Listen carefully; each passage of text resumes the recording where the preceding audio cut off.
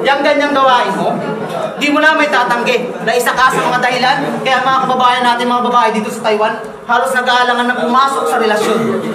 Kaya nga minsan sa mga lalaki, hirap na silang magbigay ng atensyon.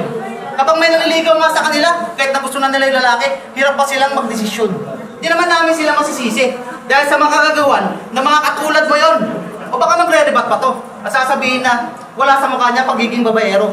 O wala naman talaga sa mukha mo pagiging babaero. Dahil nasa iyo ang pagkatao. Kaya pala, tatay tahimik lang itong leche. May iba palang plan itong pusi. Leche, plan, pangimagas. Namnamin niyo muna.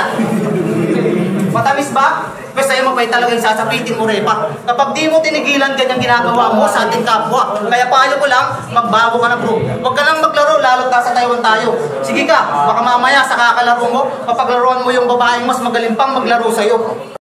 RM Music.